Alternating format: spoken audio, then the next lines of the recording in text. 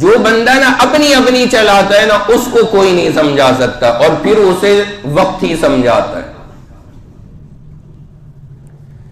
اس پر مجھے ایک بات یاد آئی، عجیب و غریب، اپنی چلانے پر کچھ وقت پہلے جب برسات کا موسم چل رہا تھا، کبھی بارش ہو رہی تھی، کوئی کنٹینیو والی بھی نہیں، کبھی ہو جاتی تھی کبھی نہیں، ہمارے یہاں پر ہمارے گھر پر ایک مہمان آئے،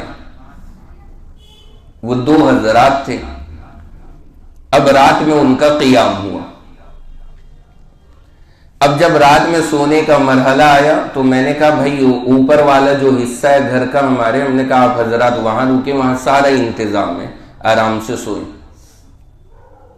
ہم نیچے والے پورشن میں، آپ حضرات اوپر رکے۔ تو وہ بیچارے کہنے لگے کہ ہم تو چھت پہ سوئیں گے،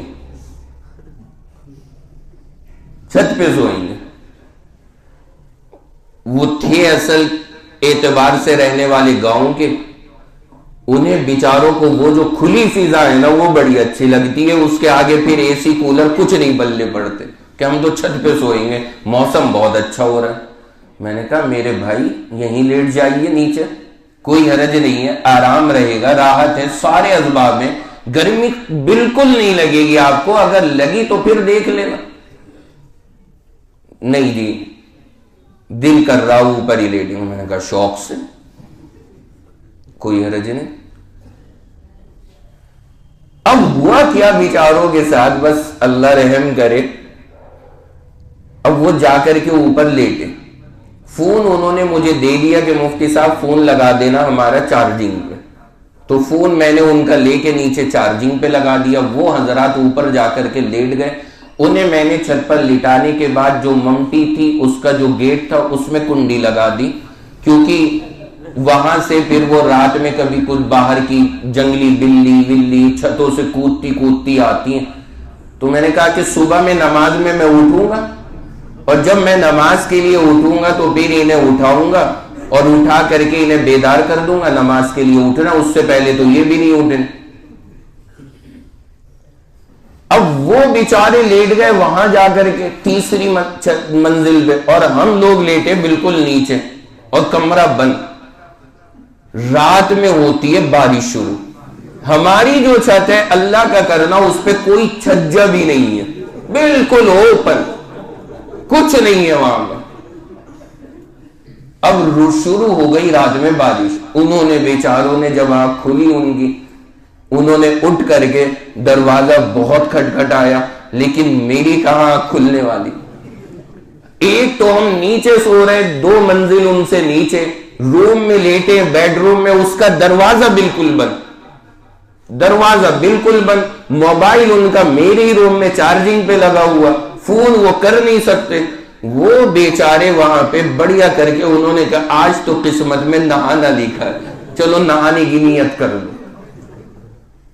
اب جب میں صبح میں اٹھا، میرا الارم ہوا، میں اٹھا، اور اٹھ کر کے میں نے سوچا استنجا بعد میں کروں گا، پہلے مہمانوں کو اٹھا کے آ جاؤں، پھر اس کے بعد میں ہم استنجا وضو کریں گے، تاکہ اتنے وہ حضرات بھی اٹھنے کے لیے تیار ہو جائیں۔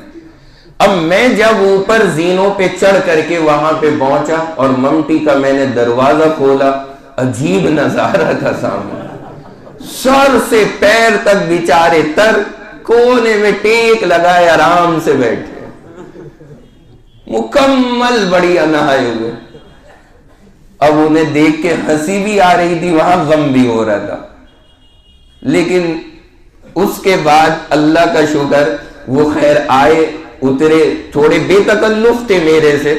میں نے کہا میرے بھائی یہ لطیفہ نا آپ کا میں بیان میں ضرور سناؤں گا کہ اپنی عقل چلانے کا نتیجہ یہ ہوتا ہے۔ آپ گاؤں میں بے شک لیٹ جاتے، لیکن وہاں پر آسانی بھی تو ہے نا، آپ لیٹے ہوئے وہاں پہ تو آرام سے سارا اوپن ہی حصہ ہوتا ہے، بندہ جب چاہے اتر جائے، جب چاہے چڑھ جائے، جب چاہے جو کر لے۔ ہم نے کہا ہر جگہ نا اپنی عقل نہیں، جہاں پہ جا رہے ہیں وہاں والے کی عقل سے چلنا چاہیے۔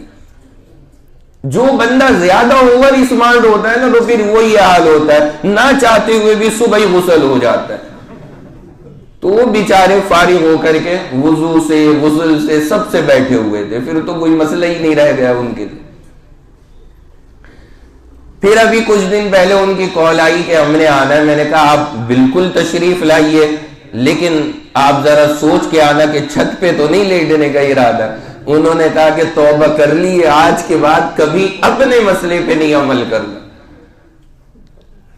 تو بہرحال غم کا بھی موقع ہے، لیکن افسوس بھی ہوتا ہے کہ عجیب و غریب صورت بیچاروں کے ساتھ پیش آ گئی.